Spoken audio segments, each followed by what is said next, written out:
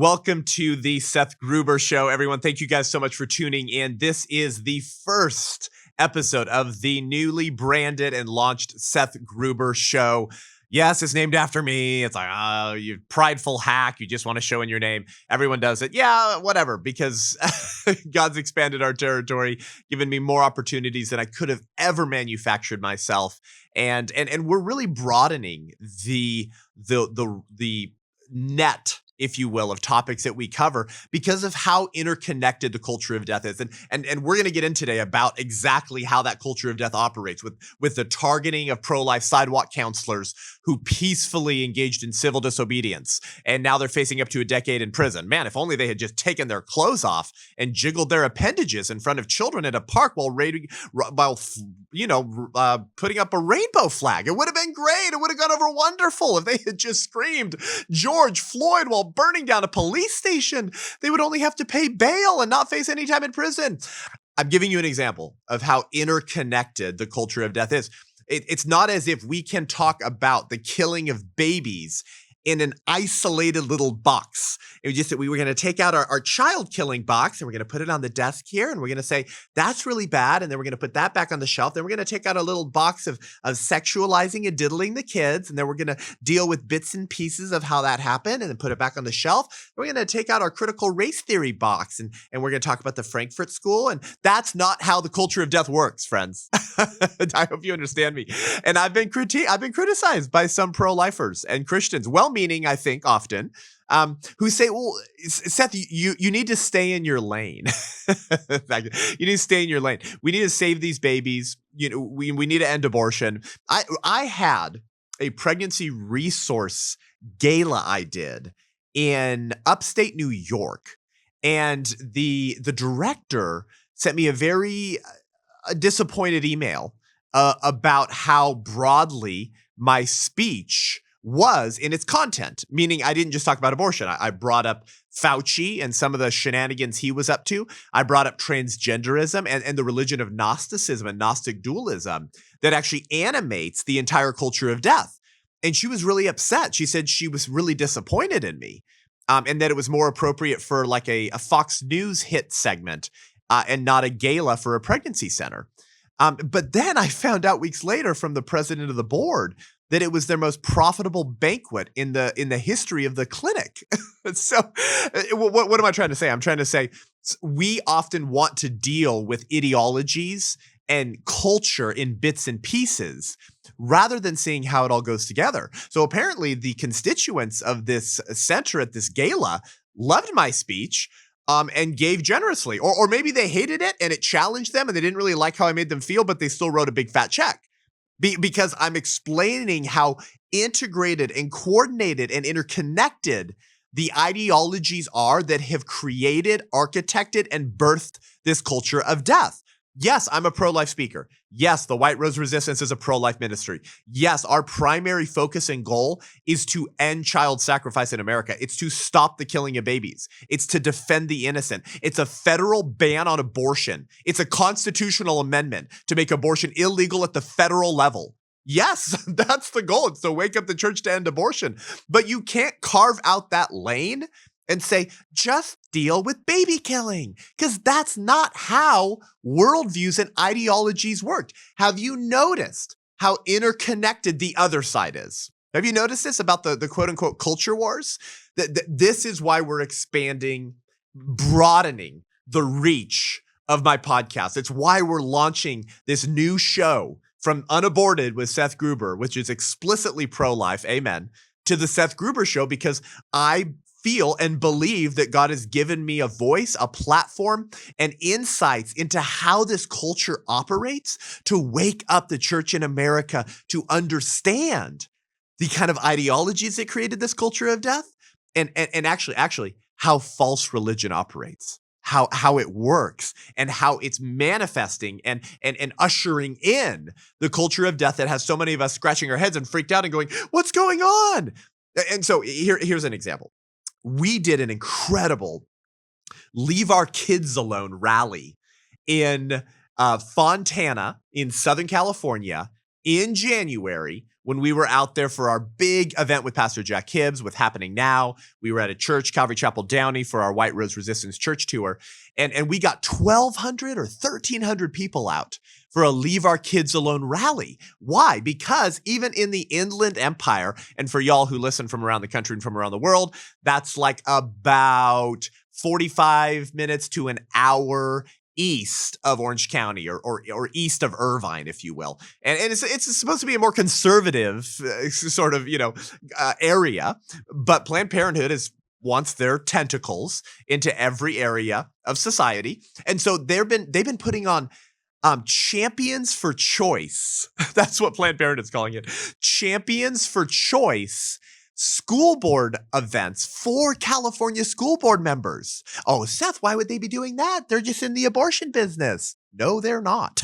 That's why they want to put their kind of people on school boards all across America, particularly in the pro-abortion states that have codified abortion through point of birth into the state constitutions, because now they have more free reign and permission from the Democrats that run those states to get their content into the schools. And so in Fontana, there is a Planned Parenthood funded school board member whose spouse is a Planned Parenthood funded city council member who both attended a Champions for Choice event. So what do we know? We know that Planned Parenthood is trying to get their pornographic comprehensive sexuality education into more public schools and school districts in Southern California.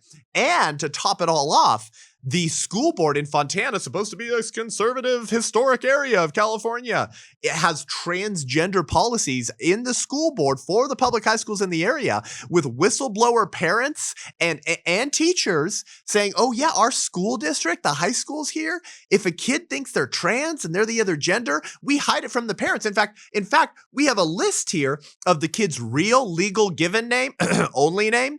But if they think they're trans and they want to be called a different name, then we take note here of what to call them when they're at school to help trans them and encourage their sexual and gender delusions. But when we communicate with the parents on the phone, well, then we use their legal given name because we want to hide the fact that we're helping trans their children at the public high school. Well, so we started finding this stuff out. So we did an incredible, massive rally called Leave Our Kids Alone.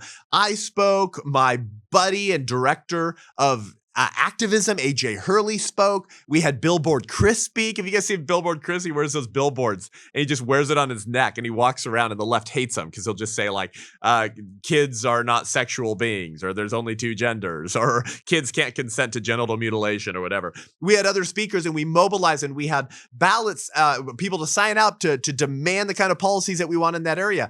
It was incredible turnout. That is an example of what I'm talking about. Was that about killing babies? Was that about saying, well, we got a deal in the abortion lane, we shouldn't kill the babies? No. Were they killing children there? No. What were they doing? Sexualizing children to eventually sell them abortions. But Planned Parenthood, the largest abortion provider in the world, is also the largest provider in America of that pornographic comprehensive sexuality education, actually, that has all those moms and dads coming to school board meetings. I'm sure you've seen this. I'm sure you've seen this. It's like everywhere since like beginning of 2021. It's been almost this like organic grassroots Tea Party level movement of angry moms and dads, not even all Christians, just upset at the kind of content and curriculum being taught to their schools, to their kids in public schools. Planned Parenthood is behind that, guys. The history behind the culture of death, the kind of ideologies that could birth a culture that calls killing children and babies reproductive healthcare and reproductive justice is far darker and far more integrated into society than you could possibly believe. We actually largely don't understand how evil this culture is, and more importantly, how it was created. So how can you defeat an enemy that you don't understand, right? How can you destroy an enemy that you don't know exists? I talk to many parents at schools, at churches that I speak at, who've never even heard of Alfred Kinsey, the Kinsey Institute, or the Sexuality Information Education Council of the United States, known as SIECUS, whose new name is SIECUS, Sex Ed for Social Change, which was founded by Planned Parenthood's medical director in 1964 with seed money from Hugh Hefner, and that becomes the number one group at the helm of creating all of the pornographic sex ed that has become so normalized in America's public schools. That's another example of how integrated all this stuff is. And I believe God has called me and my team at the White Rose Resistance to pull the veil off of the secular moral revolution to show that this Leviathan, so many of its tentacles trace back to the same beast. You can't just chop off the abortion tentacle and then be like, woo! Like, praise God, some babies will be saved by doing that. But there is actually there are darker forces of evil that animate and then interconnect the various aspects of our culture of death. So Francis Schaeffer, one of the kind of, you can almost call him the intellectual godfather of the pro-life movement, actually. His wonderful book, Christian Manifesto. Many people believe Francis Schaeffer is one of the actually stimulants behind the beginning of the pro-life movement in the early 70s. Francis Schaeffer once said that in the church, we tend to deal in bits and pieces with worldviews, if you will, and ideologies, instead of seeing how it all goes together. We have to be able to go up 60,000 feet, 100,000 feet to understand the whole picture, but that requires thoughtfulness, doesn't it? That requires time. That requires deep thinking, reading, research. I feel I've been called to that, and I've committed myself to that, to then bring it to you on a silver platter in a digestible way that's easy to understand. That's what we're doing with my film, The 1916 Project, which we're going to be sharing more about on this podcast very soon. It's not the 1619 Project, y'all, from Nicole Hannah-Jones in the New York Times, that allegedly explains our bigoted, systemically racist culture. It's actually 1916 that explains our currently bigoted, systemically racist, wicked, evil society that was created by the architects of the culture of death, by the revolutionaries in the liberal establishment, by the fathers and mothers of the radical hippie movement and the radical yippie movement. We're blowing the top. We're unveiling the hidden history of the secular moral revolution with our film coming out this summer, The 1916 Project, which we want you guys involved with. We want to tell you more about it. We have more coming soon. We'll be having the trailer on this podcast very soon as well. In fact, you can listen to part of it with my conversation with Pastor Jack Hibbs recently at Happening Now from January 10th at that church in Southern California. While we were there, if you listen to that episode, there's one more vignette I want to point out to communicate why this rebrand and relaunch of now the Seth Gruber Show is so important. This is probably one of the most educated, informed congregations, actually probably in America. Calvary Chapel, Chino Hills, my earthly hero, Pastor Jack Hibbs. They've been doing the contend in the public square for righteousness way before Turning Point USA Faith, way before even so many of the ministries in America that exist to mobilize the church to do that. We're doing that. Pastor Jack Hibbs has been going to city council meetings and school board meetings back right after he launched Calvary Chapel Chino Hills. He's been doing this for decades. And he brings in speakers, he brings in historians, they put on public events. It's probably one of the more informed congregations in Protestant churches in America, it's like I feel like that's my home church. So this is why I'm communicating to you how duped we have been in the church and in the American culture. I was talking about Margaret Sanger and Planned Parenthood and her role in the American Eugenics Society, the Eugenics movement, and basically the reason why Planned Parenthood, initially called the American Birth Control League, was launched was actually for eugenics purposes. That was the whole freaking point. And I brought up the Supreme Court decision, Buck versus Bell. Buck versus Bell. I didn't curse. Okay, just don't mishear me here with a B. Okay, Buck versus Bell. It was a 1927 Supreme Court decision that upheld Virginia's, I think, 1924 mandated sterilization of those considered to be a threat to the gene pool. Those who are quote unquote unfit, right? The people that the libs don't think should be allowed to have children. Actually, it was Hillary Clinton's version of the deplorables and irredeemables, right? Those who are quote unquote a problem or nuisance to society, and they're preventing us from the survival of the fittest and from the Übermenschen, the master race, right? The Nazis would talk about the Untermensch, subhuman.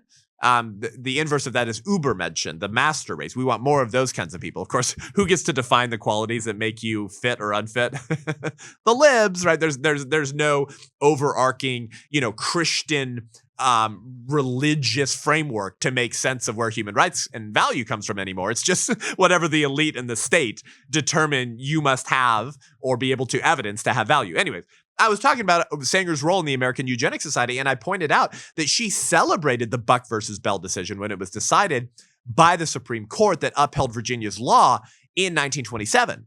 And the Supreme Court justice at the time who authored the decision, Oliver Wendell Holmes, a political progressive and eugenicist, summed up the quote-unquote science of his day when he said 3 generations of imbeciles are enough.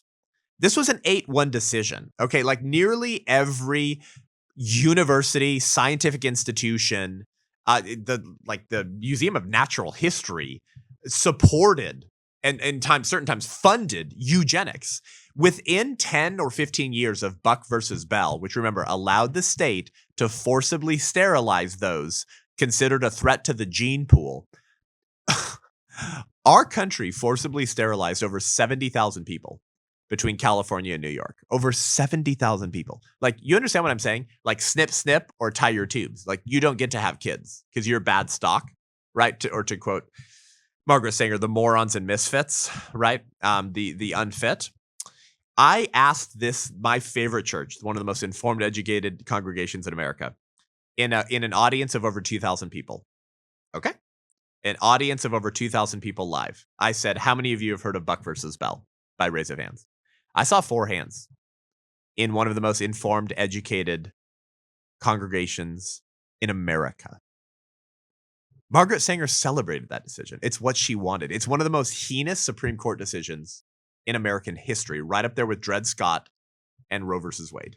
In fact, the Nazis cited our Supreme Court decision, Buck versus Bell, in their defense at the Nuremberg trials.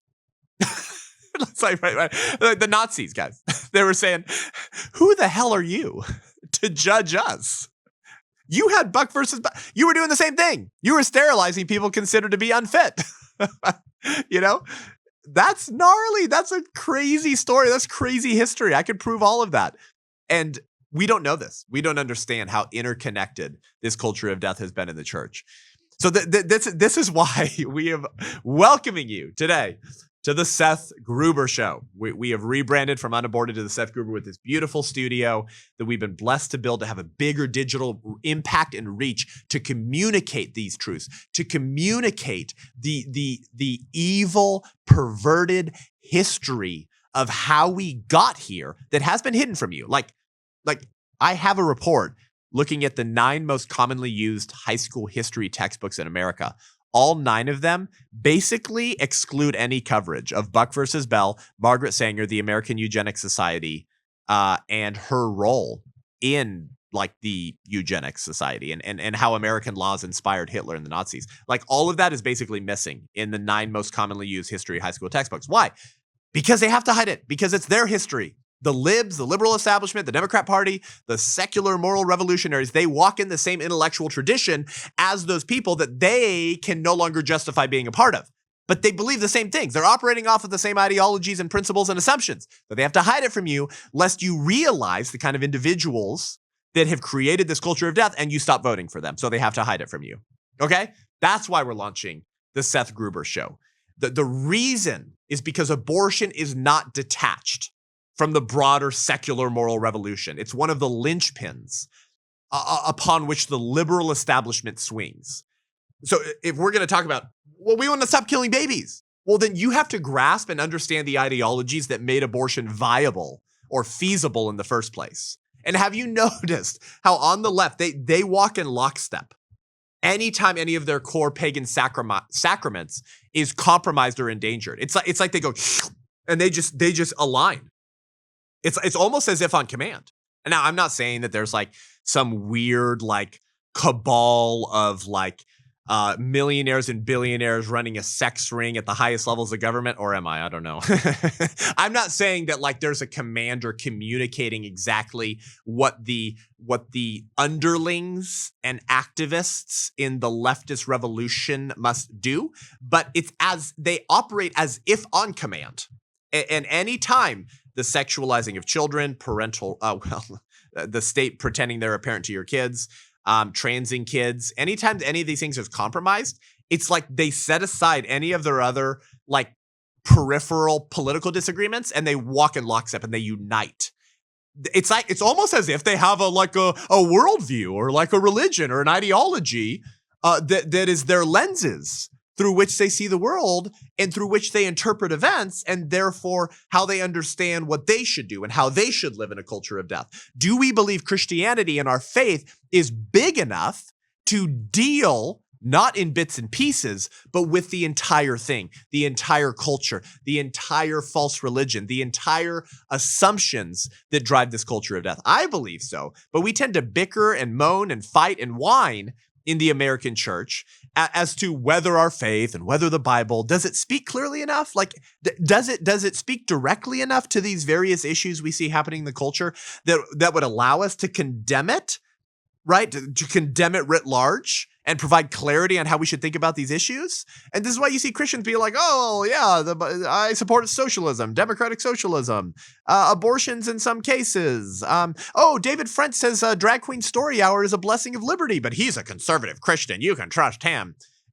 We don't operate as cohesively and with as much unity as the left does. Why? Why is their pagan religion of leftism broad enough to create unity in how they engage the culture, but ours isn't? What the heck? Of course it is.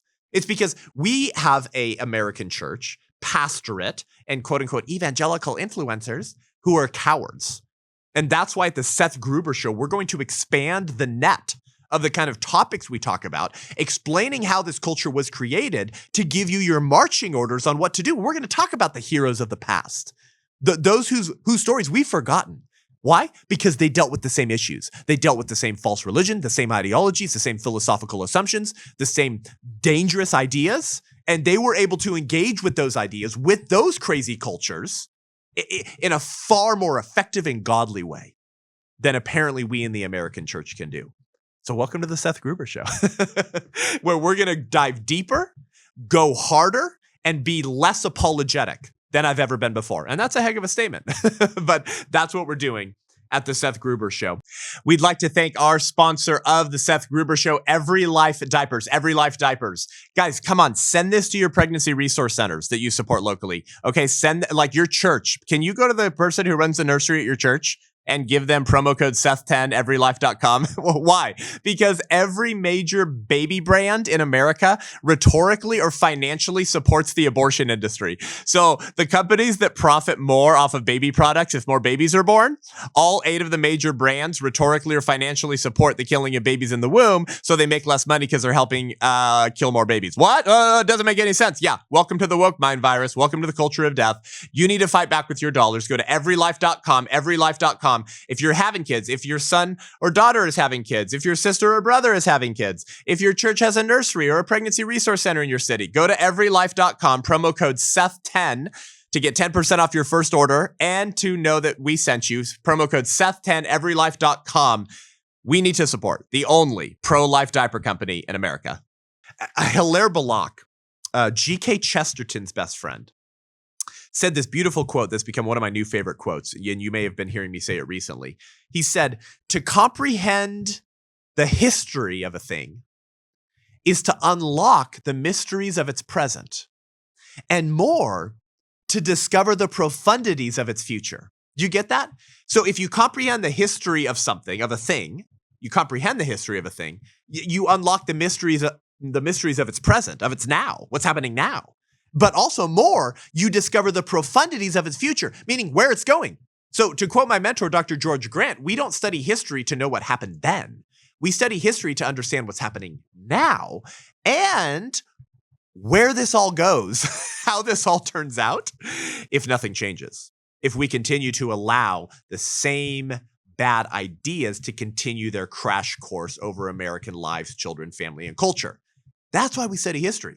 So this show is going to kind of turn into a little bit of a history lesson. It's going to turn into a call to arms. It's going to turn into an apologetic show. But we're always going to come back to awakening the church, tearing down the high places of child sacrifice, giving God a reason to show America mercy. But we're going to be mobilizing, creating you as the listeners to be some of the most effective communicators and fired up believers in the culture war, graciously and truthfully and unapologetically engaging this culture of death because you understand it. This is why the Bible talks about the sons of Issachar. It says they were men who understood the times. And so they knew. What Israel ought to do. You see, with an understanding of the times that you live in comes a responsibility to act. Well, once you understand, you have no more excuses. You can't justify your apathy, your silence, and your abdication any longer. So really, the Seth Gruber Show exists to create the next generation of the sons and daughters of Issachar. Because the number one response, and I'm not kidding, the number one response, bar none, nothing else touches how often I'm told this at events over the last 18 months. Seth, I've never heard any of that before. I never heard any of what you had to say before. Shocking. Even people who have heard some of it, and they come up to me and they say, I thought I knew a lot about the culture of death, how we got here, some of what you talked about, but half of what you said I never heard before. And this is coming from the informed people. That's what I mean. We are not the kind of sons and daughters of Issachar that the Lord would call his people to be. Those who understand the times, but guess what? That takes time. And so we're going to be releasing episodes back on this show every Tuesday and Thursday. And hey, maybe we'll move to more. But for now, every Tuesday and Thursday, we want you tuning in. We're going to have more guests, more interesting kind of guests, and a lot more better, deeper, more robust episodes with yours truly at the Seth Gruber Show to understand how we got here and maybe chart a course on how to get out of this ridiculous experiment. So, welcome to the Seth Gruber Show. Give us a rating and review. Go to iTunes, Spotify, YouTube, Rumble for if and when I get canceled by YouTube, please. And now we want to turn to one story before we end the show today, but we wanted to really unpack kind of why we're doing the Seth Gruber Show and how you can help support us. But we do have to, we absolutely have to cover the story. This is wicked. This is unbelievable. I've talked about this before. I've talked about the politicization of the FBI and of many of our federal institutions against their political opponents. I don't need to give you a ton of examples that prove this point. If you listen to the show, you probably know what's happening and how it's been happening and why for some time. I mean, 2020 is, it's the best examples. It's like, if you went down to an anti-lockdown rally, you were called a domestic terrorist who was murdering Granny. But if you walked in the streets of LA half naked and you screamed systemic racism and you burned down privately owned businesses, some of them owned by Black people, then Anthony Fauci said, thank you for this because systemic racism is a public health issue. It's a public health crisis. And so that's why it's okay to scream the spittle and the saliva coming off your mouth. And that's fine if it's for George Floyd. But if you do it in a church or outside because you want to visit your granny and you're not being allowed to because she's at a hospital and she might die alone, then you're a granny killer and a domestic terrorist. We could go through 15 other examples, right? Of exactly how our federal institutions and this administration have it out for conservatives, pro-life individuals, and Christians who are actually bold and engaged in this culture of death. But we've been talking about how pro-life sidewalk counselors or pro-life rescuers, I'm talking about the people who might trespass into an abortion center, but they're like peacefully walking in to give a mom a red rose and just say, hey, we're here for you. We love your baby. We want to help you choose life. That's it. Right. But I guess like if they're asked to leave and they sit down in the chair next to the mom while she's waiting to have her child ripped out of her uterus and they say, please choose life. Please choose life. We're here for you. We love you. Technically, that's trespassing, whatever. It might be illegal, but it's highly moral. It's highly moral. You hear me? It's highly moral to try to save a child by trespassing in an abortion center and peacefully sitting next to a mom and asking her to choose life, even though it might be illegal. We've been talking about some of these people who are now facing up to a decade in prison, because they did that. Or maybe they were singing hymns or songs right outside the door of an abortion center and maybe like blocking it and making it hard to get in. And so they're domestic terrorists or whatever the libs are calling them. So news story. 6 pro-life rescuers who engaged in civil disobedience a couple years ago are now facing up to a decade in prison for praying outside of an abortion center and singing hymns in Tennessee. Man, Gosh, someone should have just told him just to graffiti and vandalize the abortion center half naked, and then nothing would have happened. Man, if they had just put a rainbow flag on, like, behind their ear, or like, maybe in their belt, or like covering their nipple or something. Man, if they were just half naked in front of children, it would have been fine. Right? You understand this. You can go jiggle your appendages around children at Greenwich Village Park, 2 blocks from where Margaret Sanger lived, and it's fine. The police look on and do nothing because it's Pride Month. But if you try to save babies in civil disobedience very peacefully, you're facing up to a decade in prison. Are you starting to see here what's happening? Do you know what time it is? So according to LifeSite News, as of January 30th, 6 pro-life advocates were convicted of federal felonies for violating the freedom of access to clinic entrances. It's called the FACE Act, okay? And this was a 2021 peaceful protest that they did at an abortion facility just outside of Nashville, Tennessee. By the way, that clinic has now been forced to stop providing abortions because abortion is pretty much illegal in Tennessee. A jury said they are guilty. The 6 pro-lifers who participated in a March 2021 rescue at the Carafim Health Center Clinic in Mount Joliet, Tennessee, outside of Nashville. The verdict is coming down now, despite the fact that a year and a half later, that same facility was forced to stop committing abortions to comply with Tennessee's pro-life legislation. Here are the names of these 6 pro-life heroes who were trying to save babies, okay? Chester Gallagher, Heather Idoni, and Calvin Zastro, Coleman Boyd, Dennis Green, and Paul Vaughn. Paul Vaughn, actually, he was arrested at gunpoint when the FBI visited his home and dragged him away in front of his 11 children. So these 6 pro-life sidewalk advocates are facing up to a decade in prison. I believe their hearing and conviction will be decided in July. And this is all based off of this FACE Act, the Freedom of Access to Clinic Entrances, which forbids, quote, violent, threatening, damaging, and obstructive conduct intended to injure, intimidate, or interfere with the right to seek, obtain, or provide reproductive health services. Pretty broad. Guess what's funny about the FACE Act? It applies to pro-lifers, too. Do you hear that? The FACE Act applies to pro-lifers in pregnancy centers as well.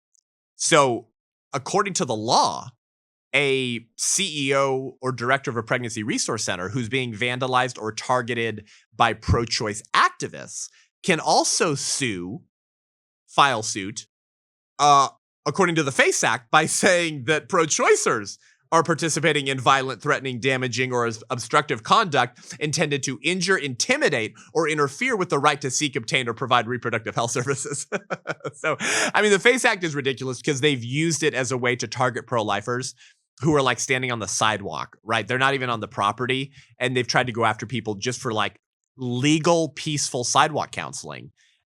Sometimes they use it in this case when someone was actually trespassing or actually blocking the door to an abortion center. But they've tried to use the FACE Act to go after pro-lifers who weren't blocking the entrance whatsoever. They were peacefully praying or offering counseling on the sidewalks outside of an abortion center. So the whole thing has been used, totally politicized to attack pro-lifers. But my point is it technically applies to protect pro-lifers and their clinics as well. So let's get into it. Does the federal government and the pro-abortion Democrats of this administration that were appointed by Obama's henchmen, sorry, Freudian slip, Biden's, so it's almost like it's the same thing. It's almost like it's Obama's third term. Do they apply this consistently when it comes to pro-abortion activists who are participating in violent, threatening, damaging, and obstructive conduct intended to injure, intimidate, or interfere with the right to seek, obtain, or provide reproductive health services?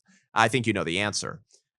So we know from multiple stories and incidents that pro-abortion activists can vandalize, spray paint, and intimidate pro-life pregnancy centers and their staff and volunteers and get 0 jail time. 0 jail time. Let me take you back to June 2022. Right before and right after Roe v. Wade got overturned. A lot of this was happening. You guys remember Jane's Revenge? Remember, because like Roe versus Wade, she was called Jane Doe. And so Jane becomes this like representative name of the pro-choice liberal woman. And so they called this group Jane's Revenge. And they announced right before Roe got overturned, because I think they sensed it might get overturned, that they wanted people to express their rage in the streets. They planned this night of rage, and they said, a night of rage. So they said, if Roe gets overturned, we want you to express your rage in the streets. You can go find coverage of stories about this. Jane's Revenge. And they took ownership and responsibility, saying that some of the vandalizing and attacks they were doing, they actually took credit for it. They said, yeah, that's us. Woo! How much do you think the FBI looked into Jane's Revenge and the participants and leaders behind that organization? So in June 2022, a New York pro-life pregnancy center was seriously damaged in arson attacks. They set fire and was subsequently vandalized again with pro-abortion graffiti in March of 2023, and has filed a federal lawsuit against some of the, quote, known pro-abortion activists in New York. The two unnamed defendants are included in the October 5th lawsuit and referred to as Jane Doe 1 and Jane Doe 2 because the authorities can't identify the suspects. They're not really spending a lot of time trying to figure out who it is. Jim Hardin, the CEO of this pregnancy center in New York called Compass Care Pregnancy Services, here's what he said. He said, "It is ridiculous that as pro-life citizens, we are forced to do the job of both the FBI and DOJ." He said the FBI refused to investigate. Did you hear that? The CEO of the pregnancy center, who had to deal with arson attacks and vandalizing, said the FBI refused to investigate, so we hired private investigators.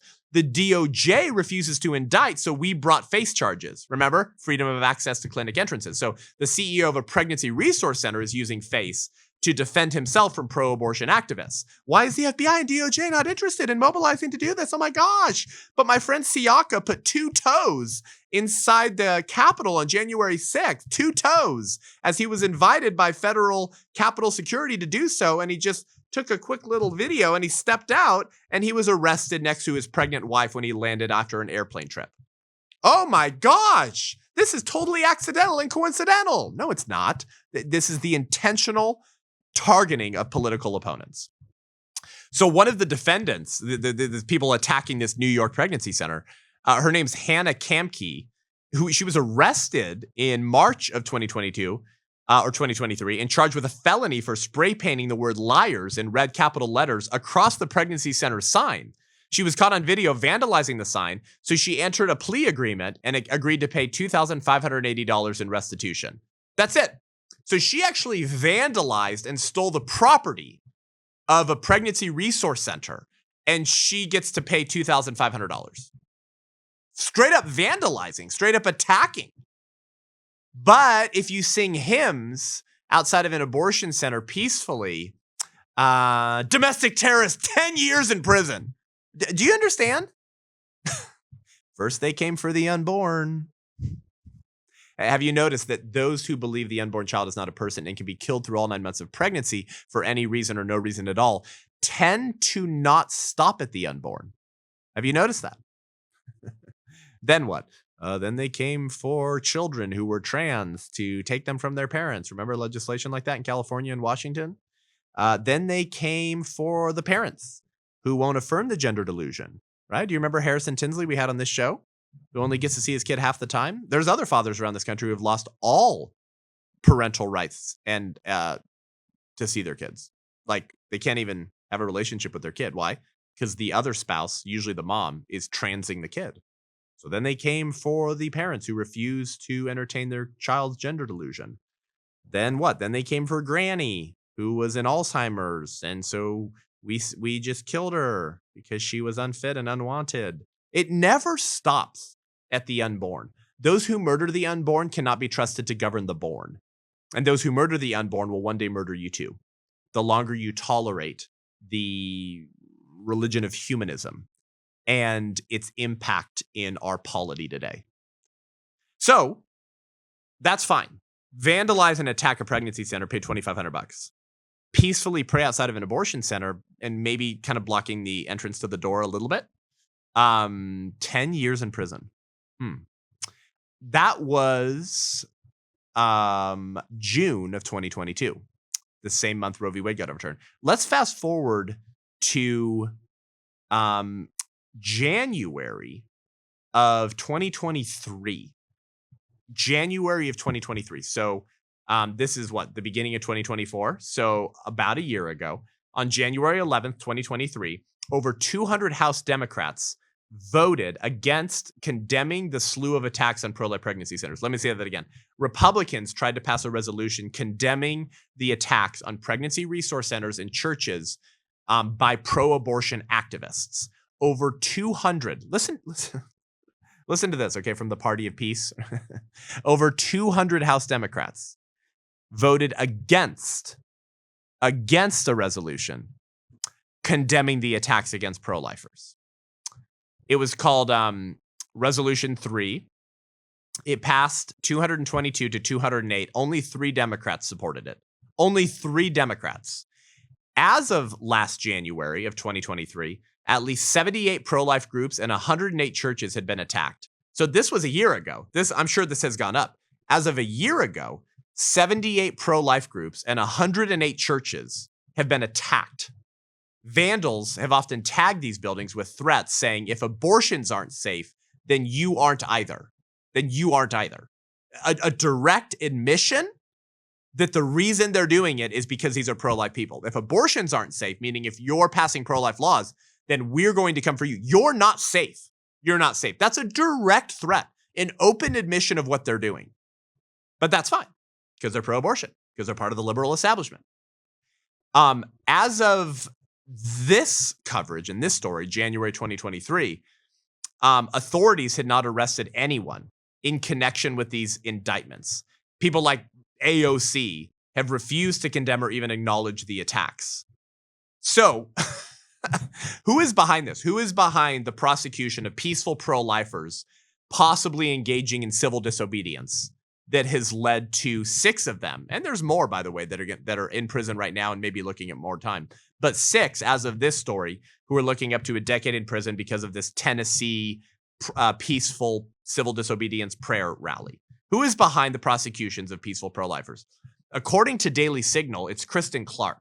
Kristen Clark is Assistant Attorney General for Civil Rights at the DOJ, and she has been a vocal pro-abortion advocate and opponent of pro-lifers for her entire career. She expressed her support for preserving Roe versus Wade. She oversees investigations into what? The violations of the FACE Act, the Freedom of Access to Clinic Entrances. Kristen Clark is the one behind weaponizing the FACE Act as a way to target pro-lifers. And she's used that to charge 26 pro-life individuals just in 2023. It appears that John Dukas, the former acting Assistant Attorney General for Civil Rights in the Trump administration, said it appears she's violating her oath of office and she's violating her duty, which is to fairly administer the law regardless of political views. She appears only to be prosecuting groups that she doesn't like and doesn't agree with. So this woman, Kristen Clark, who as of today, as of you listening to this recording, okay, is the Assistant Attorney General for Civil Rights at the DOJ and the one responsible for overseeing the Freedom of Access to Clinic Entrances cases, which is what's being utilized to throw these 6 pro-lifers in jail for a decade. What is she? Who is this woman? She has called the Alliance Defending Freedom a hate group. She's called Liberty University a fundamentalist Christian school. She said that those who protested Dr. Anthony Fauci should be, quote, publicly identified and named, barred from treatment at any public hospital if and when they fall ill, and denied coverage under their insurance. Did you just hear that? What did I just tell you about how the left operates, about why we're rebranding, recasting the net here at the Seth Gruber Show? Because it all goes together. This pro-abortion hack who's using the FACE Act to attack pro-lifers. What, does she just stay in the abortion lane? Is that why she got involved in politics, just for the pro-life, for the pro-abortion stuff? No, she said if you disagreed with Anthony Fauci, okay, and you publicly criticized him, you should be denied treatment at a hospital. What kind of demon is this? She hurled insults at Republican politicians all the time. But again, you understand this is not an elected official. This is not an elected official. This is an appointed official. So we can't even vote her out. So when she says her political views and how much she hates her political opponents, like that's in admission that that's going to affect how she implements the duties of her job description. Well, let's see what else here. She said Amy Coney Barrett, which I'm not a big fan of right now because apparently she voted to say it's like bad and racist to have barbed wire to protect our borders. But anyways, and to stop the traffickers, by the way, from trafficking children into America. She said that Amy Coney Barrett was unfit to serve as a justice because she would likely overturn Roe v. Wade, which she did, by the way. Unfit to serve because she's pro-life. Oh, wow. I'm sure we can totally trust this Kristen Clark to fairly and unbiasedly apply the law, right? She has frequently criticized pro-life courts, and she branded a law protecting Down syndrome babies as draconian. This is a little bit about Kristen Clark. Okay. Now, interestingly, once she became appointed as the Assistant Attorney General for Civil Rights at the DOJ, she's coincidentally toned down her activist rhetoric, right? Since her nomination to the department, obviously, because we know what a hack she is. We know she can't be trusted. We know these kind of people don't remove their political views when it comes to applying their job description at the Department of Justice. This Kristen Clark, pro-abortion liberal hack, is the one attacking these sweet, amazing pro-life heroes. If only these 6 pro-life heroes in Tennessee had just jiggled their naked appendages for children. All of this would be fine if they could have just vandalized the abortion clinic, half naked, wearing a George Floyd shirt. It would all be fine. Except it wouldn't, because they were attacking an abortion center and not a pro-life one. Are you starting to see? We could go another hour with these contradictions, but we don't have time. That is where the culture is going. You need to pray for these people. You need to help give to their legal fees if you can, because guess what? First, they came for the unborn. Then they came for the pro-life sidewalk counselors. Then they came for the parents who opposed the gender delusion of their children, right? And I didn't speak up. I didn't speak up. I didn't speak up. Eventually, they actually will come for you. Unless you bow the knee, unless you bow down to the rainbow religion, to the sex cult of liberalism, unless you renounce Christ and you join the pagans reinventing American society before our very eyes. Otherwise, it actually will eventually come to your door. I hope you understand that. Like Hillary Clinton just went viral a couple months ago for saying we need to deprogram MAGA Republicans, which, remember, she defines a MAGA Republican as someone who didn't even like Donald Trump and bit their tongue until it bled, but still voted for him at the ballot box because the option was her. It was Hillary Clinton. That still makes you a MAGA Republican. I hope you understand that in how this administration defines that. So anyone that voted for Trump basically because they're pro-life or opposes the killing of children, like we need to deprogram them. She said that and she went, ha, ha, ha, ha, ha, ha, right? With her almost Kamala Harris, like just laugh. She's not joking. They're not joking. Re-education camp gulags is a thing. Dr. Jordan Peterson is facing it right now in Canada. You understand that? They're saying the Psychiatric Association of whatever that he's in, that could pull his license and send him to re-education is what they're doing. They're saying he needs to be re-educated. He needs to be Hillary Clinton deprogrammed because of his views. Remember, Canada, America's evil top hat, is only about 10 years ahead of us. Maybe 12, 15, maybe 8. They're not that far ahead of us. How quickly has all this stuff escalated? And the question for you is, when do you think it'll stop? And what if I told you that most of the evil unfolding in our society right now can be traced back to our initial tolerance of child killing? Because if we can't get that right, we won't get any other rights right. Thank you guys for tuning in. We have new episodes every Tuesday and Thursday here at the Seth Gruber Show. Give us a rating and review. It really helps us reach more people. It really makes the show up for more people who are just scrolling through iTunes podcasts or through Spotify. Give us 5 stars. Leave us a review. Go subscribe at YouTube and Rumble for when YouTube eventually cancels me. We're so blessed to have this growing platform, to have you as our listeners. If you want to get engaged with Christian resistance and join the White Rose Resistance, the fastest growing pro-life organization in America, go to www.thewhiterose.life, thewhiterose.life, and sign up as a $35 a month ally. You get a resistance box sent to you in the mail to welcome you to the resistance. You join our digital community. You get sent an invitation. It's a private digital community. We have a pro-life course on there with yours truly, with courses and quizzes and curriculum. We have a pro-life masterclass coming out soon with people like Jack Hibbs and Kirk Cameron and John Amanchukwu and Melissa Oden and Anthony Levantino, the former abortionist. That's coming out soon. We have a roundtable coming out soon. And we have the 1916 Project coming out soon, which all of our allies and donors get to see a pre-screening of before anyone else. Go to thewhiterose.life. And if you want to join our book club and help us raise up the next generation of the sons and daughters of Issachar, then sign up for our air support, $70 a month at thewhiterose.life. And we read a book together once a month and we talk about it live on Zoom once a month. You get to talk to me. We get to hang out. Come on, it'll be fun. $70 a month or $35 a month. Join the resistance. Until next week, I'm Seth Gruber and this is The Seth Gruber Show.